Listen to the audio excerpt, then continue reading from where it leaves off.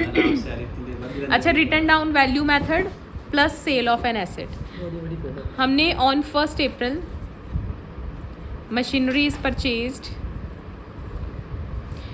करने का तरीका वही है जो रिटर्न डाउन वैल्यू मेथड में करते थे, सब कुछ वैसे ही है, बस डेप्रिसिएशन लगाने का तरीका अलग है, बाकी सब कुछ सेम है। ठीक है, सेल के टाइम पर हम 3 चीज़ें रिकॉर्ड करते थे, sale value, depreciation till sale and तीसरा उसके ऊपर प्रॉफिट या लॉस। ठीक है, सिर्फ डिफरेंस किस चीज़ का है, डेप्रिसिएशन को कैलकुलेट करने का। ठीक है, तो मशीनरी इज परचेज्ड 1 अप्रैल 2012 को machinery is purchased for ₹5 lakh. On 1 October 2013 another machine is purchased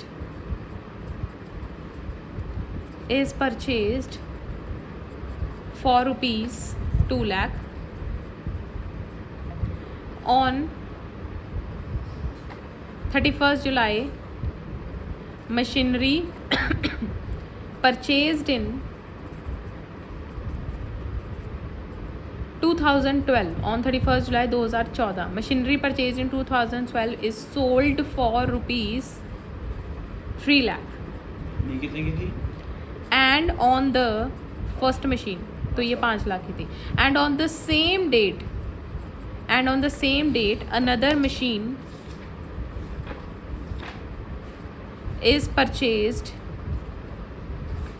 for ₹3 lakh।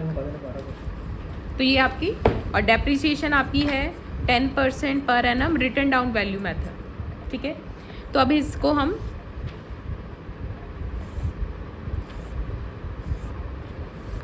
सबसे पहले to balance brought down to bank to cash या बैंक। हमारी फर्स्ट मशीन की रेफरेंस देना ज़रूरी है रिटर्न डाउन वैल्यू मेथड में। ठीक है, तो मशीन 1 आपकी थी 5 लाख की और कब खरीदी है 1 अप्रैल 2012 को, और 31 मार्च 2013 बाय डेप्रिसिएशन 5 लाख के ऊपर 10%। आते वक्त जाते वक्त सीधा हम लिखते हैं, अगर जो बेसिक कैलकुलेशन है हमें आती है 50,000। नहीं, ब्रैकेट में कैलकुलेशन ज़रूरी है। ठीक है, तो क्योंकि ये स्टार्टिंग से आई है मशीन तो पूरे साल की डेप्रिसिएशन लगेगी। ठीक है, तो 50,000 आपका यहाँ पे आ गया बाय बैलेंस कैरी डाउन 4,50,000। तो दोनों तरफ 5 lakh.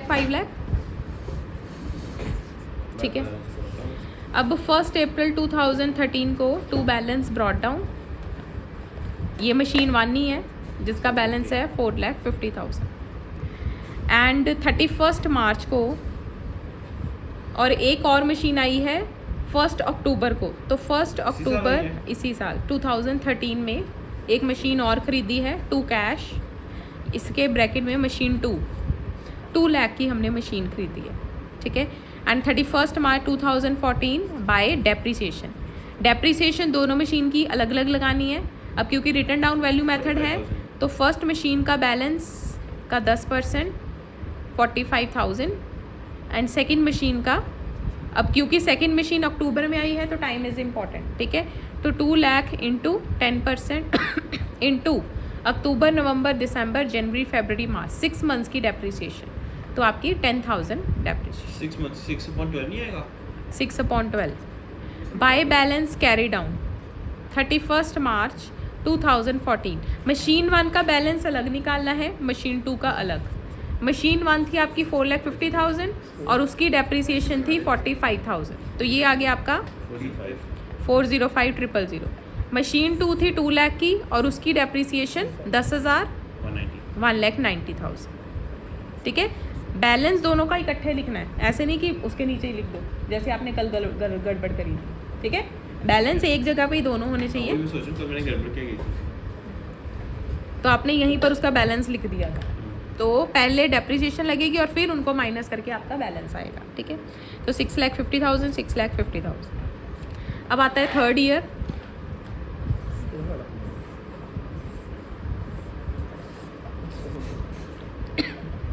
First April 2014 to balance brought down. Machine 1 है आपकी 405,000, मशीन 2 है 1,90,000। ठीक है, अब इस साल 31 जुलाई 2014 को मशीनरी सेल हुई है, ठीक है, 31 जुलाई 2014। अब 3 चीज़ें रिकॉर्ड होंगी। पहला बाय बैंक, कितने की सेल हुई है ये आपको गिवन है, 3 लाख की, तो बाय बैंक 3 लाख। फिर उसके ऊपर डेप्रिसिएशन, और डेप्रिसिएशन टिल सेल, तो अप्रैल से लेके टिल सेल, ठीक है। तो अप्रैल मई जून जुलाई 4 मंथ्स की डेप्रिसिएशन आपकी लगेगी, ठीक है। और डेप्रिसिएशन किसके ऊपर लगेगी? मशीनरी 1 के बैलेंस के ऊपर, ठीक है। तो 405,000 इंटू 10% इंटू 4 डिवाइडेड बाई 12, जहाँ तो टिल 31 जुलाई, अप्रैल मई जून जुलाई।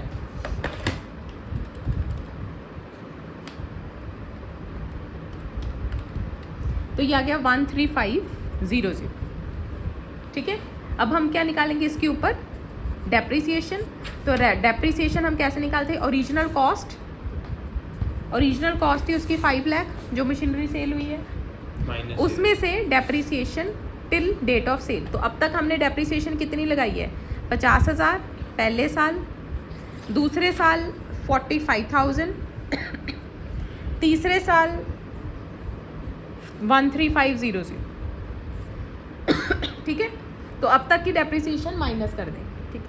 तो ये आ गया 50,000 प्लस 45,000 प्लस 13500, 108500।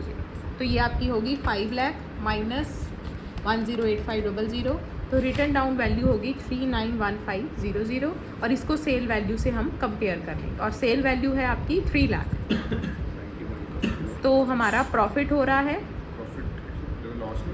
लॉस हो रहा है, तो लॉस आपका by profit and loss account 91,500 loss. Profit हुआ तो 2 साइड पे, लॉस है तो बाय साइड, ठीक है।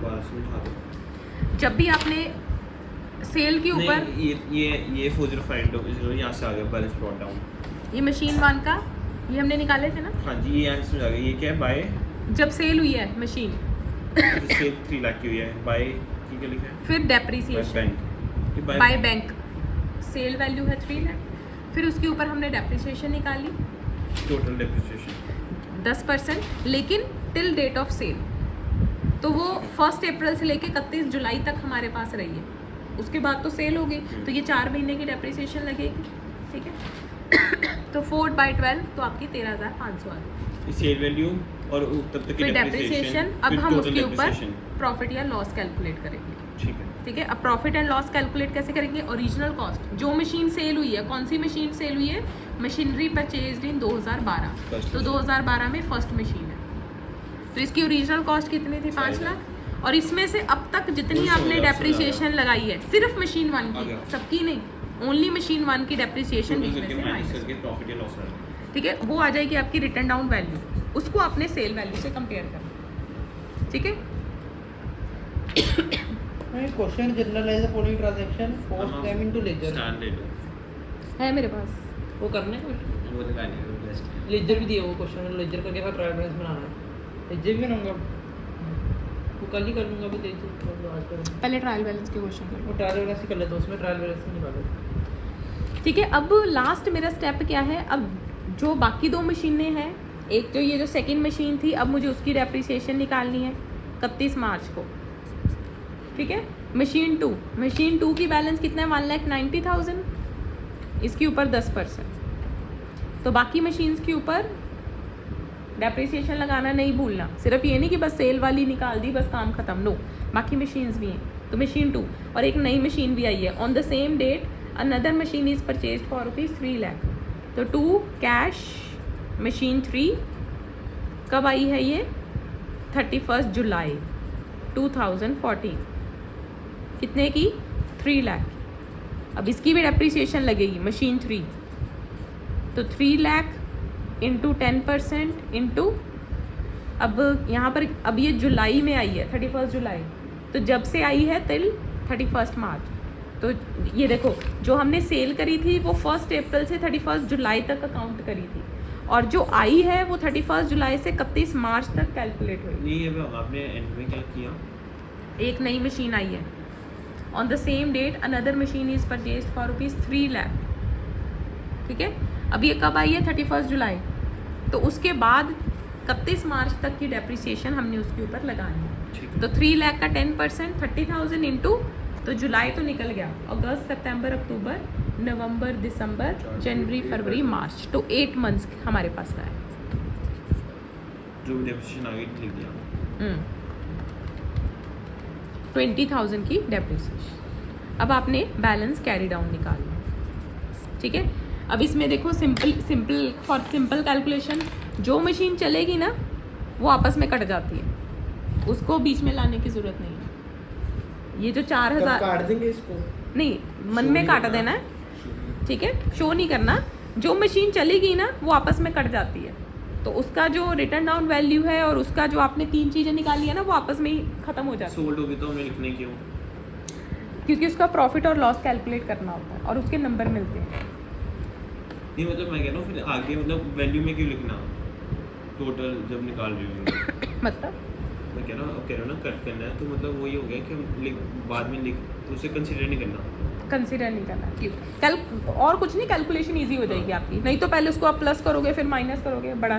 अब आपको सिर्फ इतनी कैलकुलेशन करनी है, ये और ये, ठीक है। तो 1,90,000 प्लस 3 लाख, नहीं होना होगा 4,90,000 Yeah. प्लस 405,000 895,000। अब बैलेंस निकालने के लिए बाय बैलेंस कैरी डाउन, ये था 4,90,000 माइनस 1,19,000 माइनस 20,000, तो ये आपका बैलेंस आ जाएगा 451,000। हम ये 8 लाख कैसे हो गया? ये सबका टोटल, अच्छा हमें टोटल सबका लिखना है फिर? टोटल सबका ही होता है, टोटल से फिर टोटल सबका। लेकिन जब बैलेंस निकालना है तब आप फटाफट जो बच गया बस उनका ही बैलेंस निकालो। जो सेल होगी उसको बैलेंस में लेने की ज़रूरत नहीं है, या ना लेफ्ट साइड ना राइट साइड, ठीक है। तो ये आपका है रिटर्न डाउन वैल्यू है, ठीक है। करा